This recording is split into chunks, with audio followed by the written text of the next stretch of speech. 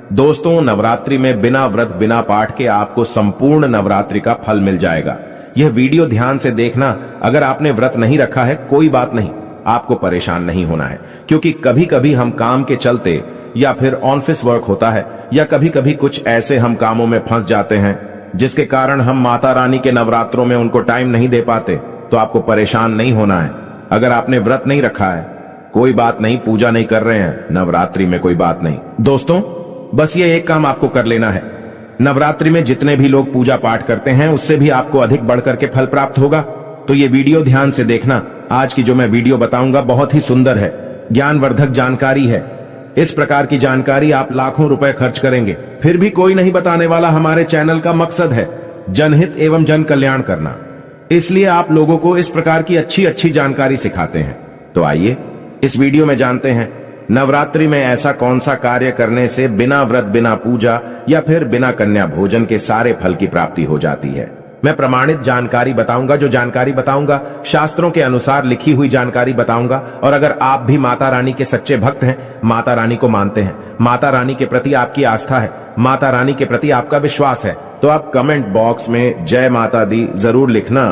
इस वीडियो को लाइक कर चैनल को सब्सक्राइब जरूर करना और हाँ, कमेंट बॉक्स में अपनी राशि भी डाल दीजिएगा। यदि आपकी राशि के अनुसार हमारे पास कोई उपाय होगा तो वह आकर हम आपके कमेंट में रिप्लाई करके बता देंगे। चलिए, समय न रहते हुए मैं आप लोगों को जानकारी बताना चाहूंगा। देखिए, अगर आपने दुर्गा सप्तशती का सिद्ध कुंजिका स्तोत्र के बारे में थोड़ा बहुत अगर आपको जानकारी है तो उसमें लिखा होगा, आपने देखा होगा, न कवचम नार्गला स्तोत्रम कीलकम न रहस्यकम न सूक्तम नापि ध्यानम च न न्यासो न च वार्चनम। कुंजिका पाठ मात्रेण दुर्गा पाठ फलम लभेत अति गुह्यतरम देवी देवानाम अपि दुर्लभम। अर्थात भगवान शंकर माता पार्वती को बताते हैं कि ना कवच की जरूरत है, ना किसी भी प्रकार का कोई बढ़ा अनुष्ठान करने की जरूरत है, ना पूजा पाठ करने की जरूरत है। केवल सच्चे मन से अगर नवरात्रि के समय में कोई भी व्यक्ति पूरे मन के साथ, पूरे विश्वास के साथ, सच्ची लगन आस्था के साथ अगर दुर्गा सप्तशती में वर्णित सिद्ध कुंजिका स्रोत का पाठ कर लेता है तो संपूर्ण दुर्गा पाठ का फल उन्हें प्राप्त हो जाता है। जो भी आप व्रत रखते हैं माता रानी के लिए, आप चाहते हैं कि माता रानी का आपके ऊपर आशीर्वाद प्राप्त हो, माता रानी की कृपा मिले। आपकी कोई अधूरी मनोकामना है, वो चाहते हैं आपकी अधूरी मनोकामना पूर्ण हो जाए। सरकारी नौकरी हेतु पितृदोष, राहु दोष, मंगल दोष, कर्ज दोष, शनि दोष, कर्ज का दोष, गरीबों का दोष मात्र पल भर में दूर होगा। तो अगर आपने नवरात्रि का व्रत रखा है तो वो सारे फल अगर आप चाहते हैं और उसका 1000 गुना फल प्राप्त हो जाए तो नवरात्रि के समय में दुर्गा सप्तशती का पाठ जरूर करना। और जो लोग नवरात्रि का व्रत नहीं रखे हैं, किसी कारणवश उन्हें टाइम नहीं मिल पाया है, ऐसे व्यक्ति दुर्गा सप्तशती में वर्णित सिद्ध कुंजिका स्रोत का पाठ जरूर करना। पूर्ण रूप से आपको नव दुर्गा माता का पूजा पाठ करने से, नव दुर्गा के 9 दिन व्रत करने से, कन्या भोजन कराने से जो फल प्राप्त होता है, दोस्तों केवल इस पाठ को सच्चे मन से अगर एक दिन अगर आप जो है नवरात्रि के दिन एक दिन बस केवल आप जो है बैठ करके जप लेते हैं तो पूर्ण रूप से आपको फल प्राप्त हो जाता है। मैं आप लोगों को बताना चाहूंगा, जो लोग समर्थन है ऐसे लोगों को कन्या पूजन भी जरूर करना चाहिए। मैं कल की भी वीडियो में बताया हूं। अब कन्या पूजन का बेनिफिट क्या है तो माता रानी स्कंद पुराण में भी लिखा है और कई सारे हमारे जो है देवी पुराण में भी इसका वर्णन मिलता है। माता रानी जितना पूजा पाठ से प्रसन्न होती हैं उतना ज्यादा कन्या भोजन कराने से हो जाती हैं, क्योंकि कन्याओं को देवी का स्वरूप माना जाता है। और जो कन्या होती है नवरात्रि के समय में ये साक्षात नव दुर्गा का स्वरूप हो जाती है। मैं कन्या पूजन के बारे में विस्तार से वीडियो के अंत में बताऊंगा, तो वीडियो में कंटिन्यू बने रहना। कन्या पूजन कैसे करना है और क्या मुहूर्त है सब बताऊंगा। दोस्तों, दूसरी जानकारी बता रहा हूं, ये जानकारी आपकी जिंदगी में बाहर लाएगी, आपके जीवन में चल रही परेशानी को दूर करेगी, क्योंकि हम आप लोगों को बहुत सरल सरल साधारण से विधि बताते हैं जिसमें आप सभी दर्शकों का कल्याण छुपा होता है। तो नवरात्रि के दौरान आपको एक पुष्प का पौधा जरूर लगाना है। मैं इसका फायदा भी बताऊंगा, कौन कौन से पुष्प लगाने चाहिए, हमारे धर्म शास्त्रों के अनुसार कहा गया है। दोस्तों, अगर कोई व्यक्ति मंदिर के किनारे में मदार का पौधा लगा दे, ध्यान से सुनिए, जो सफेद कलर का मदार का पौधा होता है किसी भी मंदिर के किनारे में लगा देते हैं। ये पुष्प वहां पर उपस्थित जो देवी देवता है, मंदिर में जो रहने वाले जो देवी देवता हैं, जैसे शिव मंदिर है, शिव मंदिर में मदार का पौधा लगाते हैं तो इसका एक पुष्प अगर कोई भी व्यक्ति रख करके चढ़ा दें शिव मंदिर में जाकर के तो आपको एक स्वर्ण दान के बराबर पुण्य की प्राप्ति होती है। तो मदार का पौधा लगाने से इसमें जो फूल खिलेंगे वो जाकर के देवी देवताओं को चढ़ाए जाएंगे, तो उसका आपको जो है पुण्य की प्राप्ति होगी। जो व्यक्ति चढ़ा रहा है उसको आधा फल मिलेगा और आधा फल आपको प्राप्त होना शुरू हो जाएगा। तो मदार का पौधा अगर कोई भी व्यक्ति नवरात्रि के समय में किसी भी शिव मंदिर है, माता रानी का मंदिर है, उनके समीप में जाकर के लगाता है तो अक्षत पुण्य की प्राप्ति होती है। ना इसमें आपको व्रत करना है, ना पूजा पाठ करने की जरूरत है। बस आप जो है कोई भी फूलों का पौधा लगा सकते हैं। इस श्रेणी में आते हैं जैसे मदार का पौधा, सदाबहार का पौधा। सदाबहार हमेशा हरियाली रहता है और ये हमेशा फूलते हैं। ऐसे फूल का आपको चयन करना है जो हमेशा फूलते रहें, जिसमें फल फूल आते रहें। तीसरे नंबर पर आता है कनेर का पौधा। जो कनेर का पौधा है ये देवी मां का श्रृंगार कहा गया है। कनेर के पौधे से अगर कोई भी व्यक्ति कनेर का पौधा सफेद कलर का अगर कनेर है तो फिर इसे अति उत्तम माना जाता है। कनेर के पौधे को पार्वती का स्वरूप कहा गया है। धर्मशास्त्रों में तो कनेर का पौधा चढ़ाने से माता रानी बहुत प्रसन्न होती हैं और गोदान के बराबर हमें फल की प्राप्ति होती है। आप चाहते हो तो गुड़हल का पौधा लगा सकते हैं। दोस्तों, मंदिर के किनारे में, देवी मंदिर के किनारे में अगर कोई भी व्यक्ति गुड़हल का फूल का पौधा लगता है तो हमारे धर्म शास्त्रों में ऐसा कहा गया है, गुड़हल के वृक्ष पर साक्षात मां जगदम्बा का वास होता है। जी हां, ये मैं कोई हवा में हवाई बात नहीं कर रहा हूं, प्रमाणित बात कर रहा हूं। धर्मशास्त्रों में भी लिखा है। आप माता रानी को 56 भोग लगाएं या ना लगाएं, कोई श्रृंगार का सामान चढ़ाएं या ना चढ़ाएं, इससे कोई फर्क नहीं पड़ता। लेकिन अगर कोई भी व्यक्ति नवरात्रि के समय में गुड़हल का पुष्प माता रानी को सच्चे मन से अगर माला पिरो करके 21 की संख्या में, 11 की संख्या में चढ़ा दी जाए तो उस व्यक्ति की वह मनोकामना पूर्ण होने से साक्षात ब्रह्मा भी नहीं रोक पाते हैं। गुड़हल का फूल माता रानी को चढ़ाने से नवरात्रि में आपने पूजा पाठ व्रत रखे हैं, पूजा पाठ कर रहे हैं, कोई बात नहीं। अगर आप व्रत नहीं कर पा रहे हैं, पूजा पाठ में टाइम नहीं दे पा रहे हैं, तो गुड़हल का फूल माता रानी को नवरात्रि के किसी भी दिन, एक दिन 21 माला पिरो करके, माला बना करके माता को चढ़ा देना, संपूर्ण व्रत का फल मिल जाएगा। आपने नवरात्रि का व्रत रखा हो या ना रखा हो, इससे कोई फर्क नहीं पड़ता। बस गुड़हल का फूल माता रानी को चढ़ा देना। तो ऐसा कहा गया है, कोई व्यक्ति अपने जीवन काल में अगर नवरात्रि के समय में गुड़हल का पौधा लगा देता है और इस पौधे में फूल आना शुरू हो जाते हैं और ये फूल अगर देवी देवताओं को चढ़ना शुरू हो जाते हैं तो माता रानी आजीवन आपकी बिल्कुल ही मदद करेंगी, आपके ऊपर अपनी कृपा बरसाएगी, आपको अपना पूर्ण आशीर्वाद देंगी और जब तक आप इस संसार में जिएंगे कभी भी निर्धन नहीं रहेंगे। देखिए, हमने आपको वीडियो के बीच में बताया था कि कन्या पूजन 2023 में कब है और क्या है। शुभ मुहूर्त आइए जानते हैं, लेकिन याद रहे कन्याओं को ऐसा खाना कभी मत खिलाना, नहीं तो उल्टा आप बर्बाद हो जाओगे। जानिए कन्याओं को क्या खिलाना चाहिए और क्या नहीं, और क्या उपहार देना चाहिए और कौन सा उपहार नहीं देना चाहिए। दोस्तों, इस बार के नवरात्रि बहुत ही शुभ और मंगलकारी माने जा रहे हैं। इस बार शारदीय नवरात्रि 15 अक्टूबर दिन रविवार को शुरू होकर और इसका समापन 23 अक्टूबर दिन सोमवार को होगा। ऐसे में 24 अक्टूबर दिन मंगलवार को ही दुर्गा विसर्जन होगा। जो लोग माता रानी की स्थापना करते हैं, मूर्ति स्थापना करते हैं, वह लोग 24 अक्टूबर दिन मंगलवार को विसर्जन करेंगे। दोस्तों, नवरात्रि की अष्टमी और नवमी तिथि पर कन्या पूजन का विधान है। इस बार महाअष्टमी तिथि 22 अक्टूबर 2023 यानी कि इस दिन रविवार है और नवमी तिथि 23 अक्टूबर 2023 दिन सोमवार को है। ऐसे में आप अष्टमी और नवमी को, इन दोनों तिथियां में कन्या पूजन अवश्य ही करें। कन्याओं को भोजन अवश्य खिलाएं। शास्त्रों में 9 दिनों के नवरात्रि को बहुत ही शुभ और मंगलकारी माना जाता है और वहीं 8 दिनों के नवरात्रि को अच्छा नहीं माना जाता। ऐसे में 10 दिनों के नवरात्रि बहुत ही शुभ माने गए हैं। शास्त्रों के अनुसार नवरात्रि के दिनों में माता रानी का पूजन करने से, कन्या पूजन करने से मां अभय वरदान प्रदान करती हैं। कुंडली में जो कष्ट होते हैं उन्हें ठीक कर देती है। श्रीधर की तरह ही सच्चे हृदय वाले व्यक्ति के सभी कष्टों का निवारण मां शीघ्र ही करती है। मां की उपासना से विनम्रता का विकास होता है। सभी कष्ट, दरिद्रता, दुख, कष्ट नष्ट हो जाते हैं। नवरात्रि में माता रानी का व्रत और पूजन किया जाता है, लेकिन नवरात्रि के दौरान सबसे ज्यादा महत्व होता है कन्या पूजन का। दोस्तों, कन्या रानी जो होती हैं, फूल की पंखुड़ियों की तरह नाजुक होती हैं। कन्या पूजन सर्वोप्रिय है, श्रेष्ठ है। कन्या के रूप में स्वयं जगदम्बा देवी, माता वैष्णो, 9 देवियां अर्थात समस्त ब्रह्मांड इनके शरीर के कण कण में वास करते हैं। बहुत कम लोग जानते हैं 33 कोटि देवी देवताओं का वास होता है। कन्याओं के मस्तक पर कन्या चाहें छोटी हो चाहें बड़ी हो, वह सदैव पूजनीय है, मां के समान मानी जाती है। दोस्तों, माना जाता है व्रत और उपासना से माता रानी इतना प्रसन्न नहीं होती है जितना कि कन्या पूजन से होती है। नवरात्रि में छोटी छोटी कन्याओं को माता रानी का स्वरूप माना जाता है। कन्याओं को भोग लगाया जाता है, उन्हें प्रसन्न किया जाता है और बदले में आशीर्वाद मांगा जाता है। कन्याओं को प्रसन्न करने के लिए गिफ्ट आदि उपहार वगैरह दिए जाते हैं।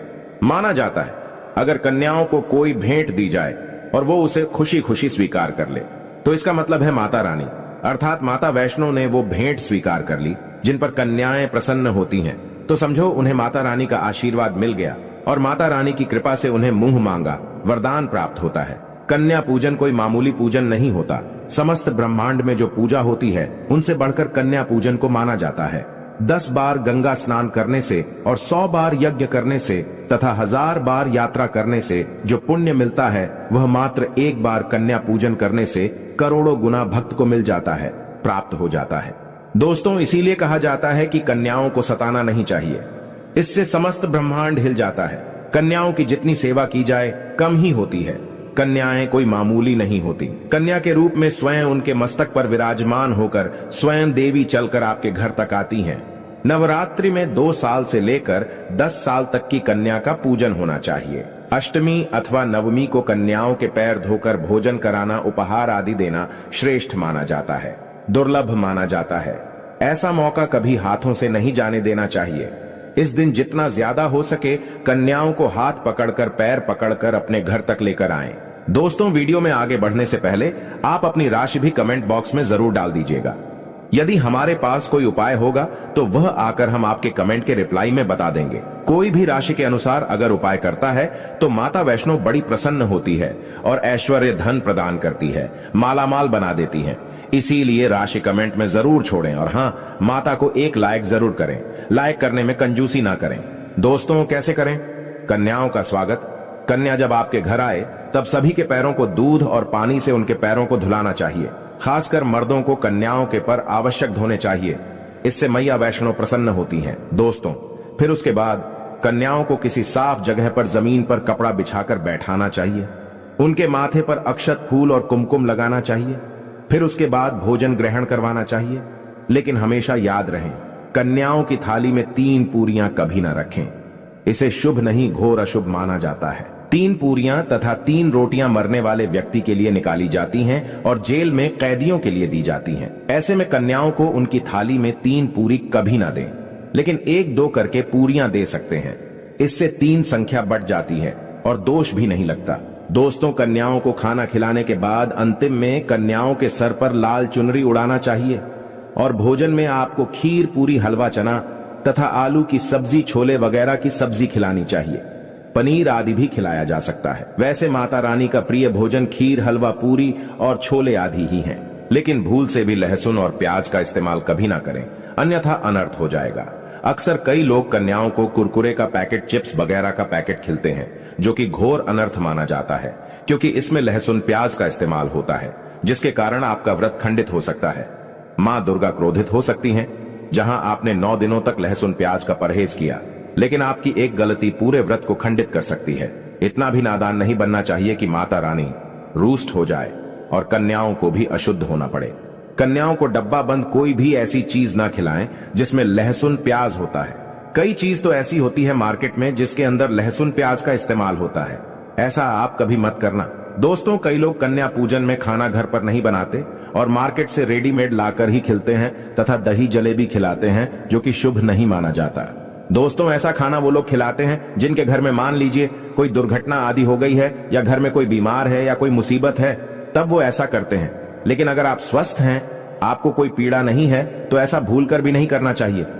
माता रानी दही जलेबी नहीं, आपके हाथों का बना भोजन खाना चाहती है, आपका प्यार चाहती है। फिर चाहे आप घर में एक ही पूरी क्यों ना बनाएं माता के लिए, पर आप स्वयं ही अपने हाथों से माता रानी को भोजन खिलाएं। देखिए, भले ही आप दही जलेबी खिला सकते हैं, परंतु माता को घर का बना हुआ शुद्ध भोजन ही अति प्रिय है। खासकर नवरात्रों के दौरान घर में पक्का खाना अवश्य बनाना चाहिए। माता रानी बहुत प्रसन्न होती है। घर का बना पक्का खाना ही कन्याओं को खिलाना चाहिए। हमेशा याद रखें, कन्याओं को प्लास्टिक के बने दोने में खाना नहीं खिलाना चाहिए। ऐसे बर्तन पूजा पाठ के लिए शुभ नहीं अशुभ होते हैं, क्योंकि प्लास्टिक के ज्यादातर बर्तन जो होते हैं जानवरों की हड्डियों द्वारा बनाए जाते हैं, इसीलिए ऐसा पाप मत करना। कन्याओं को हमेशा स्टील के बर्तन या पत्तों से बने बर्तनों में ही भोजन कराना चाहिए, बहुत ही शुभ माना गया है। अगर पेड़ के पत्ते में भोजन कराते हैं तो माता अभय वरदान प्रदान करती है।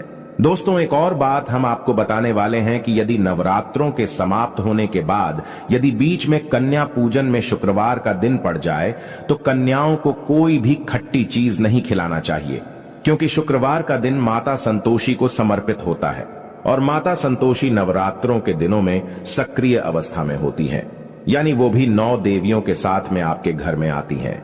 इसीलिए कन्याओं को भूलकर भी शुक्रवार का दिन अगर पड़ जाए तो खट्टी चीज घर में नहीं बनाना चाहिए और कन्याओं को भी खट्टी चीज नहीं खिलाना चाहिए, घोर पाप लगेगा। आपका किया कराया सब बर्बाद हो सकता है। खट्टी चीजों से माता संतोषी रूष्ट हो सकती हैं, चिढ़ सकती हैं, आपको श्राप दे सकती हैं, इसीलिए नादान ना बने।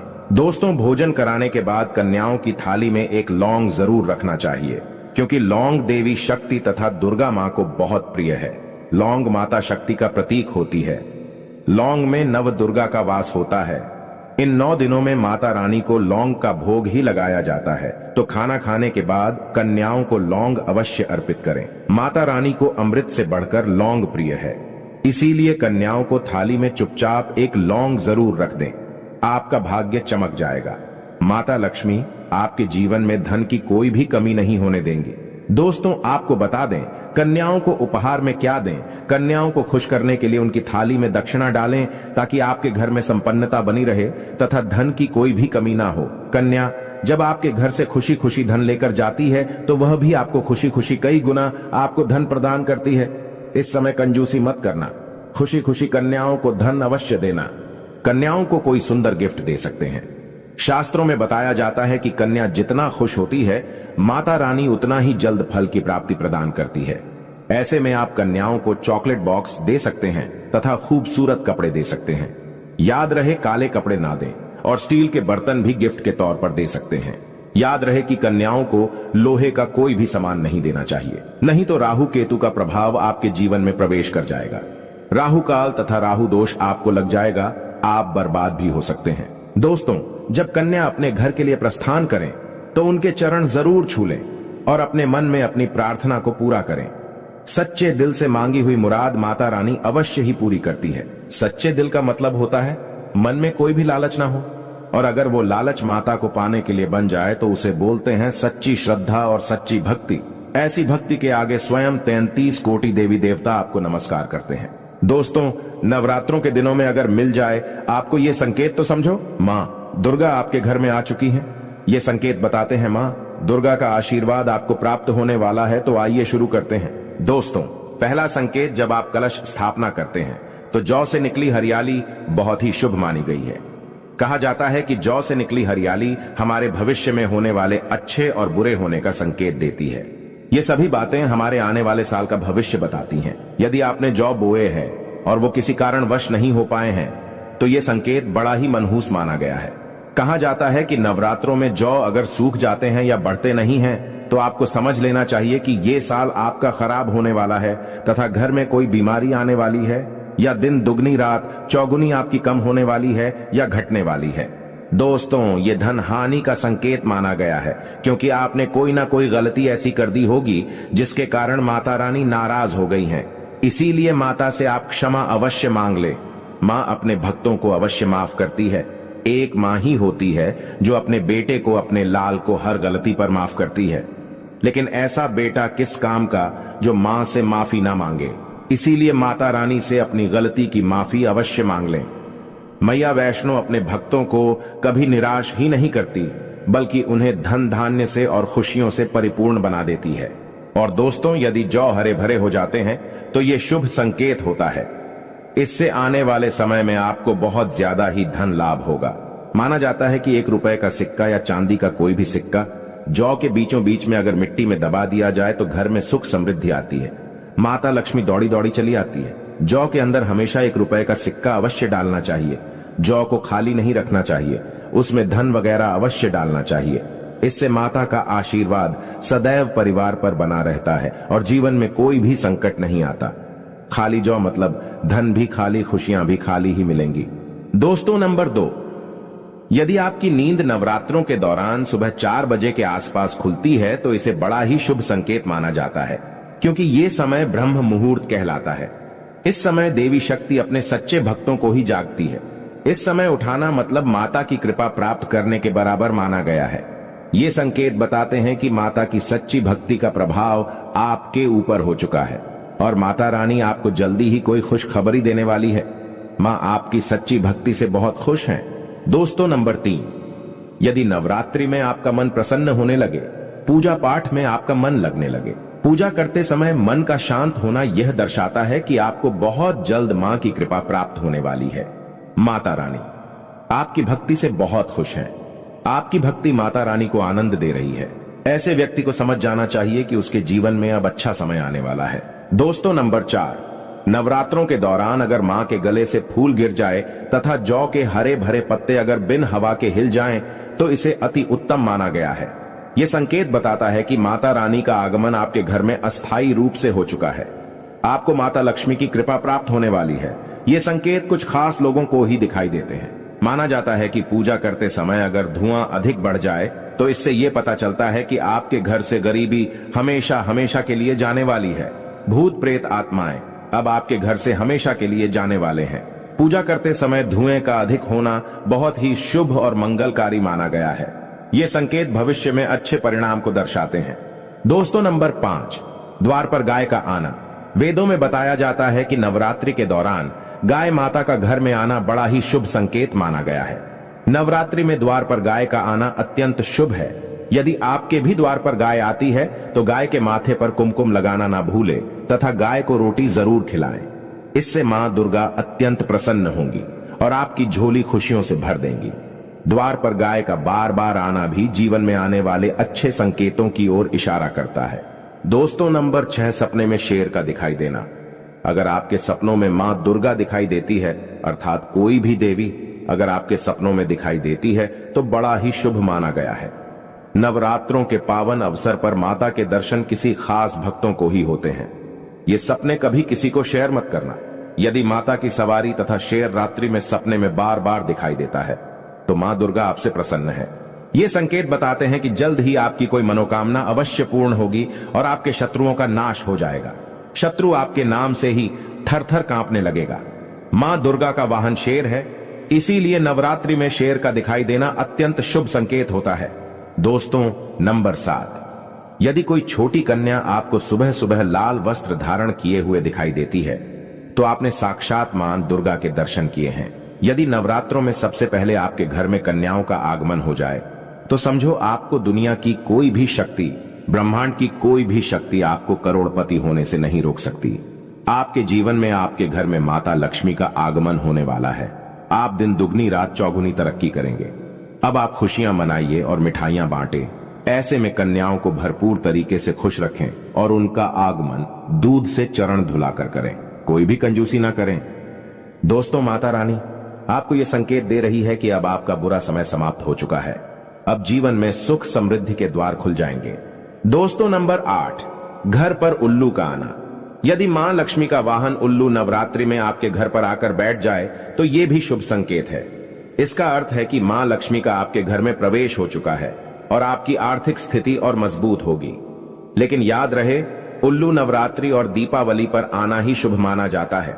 दोस्तों नंबर 9, यदि ब्रह्म मुहूर्त के समय यानी सुबह के 4 बजे के आसपास घंटियों की आवाज सुनाई दे जाए या शंख की आवाज सुनाई दे जाए तथा कोई भजन सुनाई दे जाए तो बड़ा ही शुभ संकेत माना गया है। इससे यह पता चलता है कि माता रानी आपकी भक्ति से बहुत प्रसन्न है और आपके जीवन में सभी नकारात्मकता का नाश होने वाला है तथा माता लक्ष्मी की कृपा आपको प्राप्त होने वाली है। दोस्तों नवरात्रों के दौरान घर में काली चींटियों का दिखाना, लंबी लंबी लाइन बनाकर मुंह में खाना ले जाते हुए चींटियों को देखना अच्छा संकेत माना गया है। और यदि मंदिर में पूजा करते समय कोई छिपकली आदि दिखाई दे जाए या मंदिर के स्थान की ओर छिपकली चली जाए तो बड़ा ही शुभ संकेत माना गया है। इससे यह पता चलता है कि आपको माता लक्ष्मी की कृपा प्राप्त होने वाली है। माँ का आशीर्वाद आपको मिलने वाला है। नवरात्रों के दौरान मंदिर में छिपकली का दिखना बहुत ही शुभ संकेत माना गया है। आपकी भक्ति का फल आपको शीघ्र ही मिलने वाला है, क्योंकि छिपकली को माता लक्ष्मी का प्रतीक माना गया है। किसी शुभ अवसर पर छिपकली का दिखना मंगलकारी माना गया है और नवरात्रि में छिपकली का मंदिर में दिखना साक्षात देवी लक्ष्मी का स्वरूप माना गया है। दोस्तों, अगर आप वाकई में मां वैष्णो की कृपा पाना चाहते हैं तो कमेंट बॉक्स में लिखें, जय माता दी माता रानी। आपकी झोली खुशियों से भर दें। मां वैष्णो के लिए एक लाइक तो बनता है।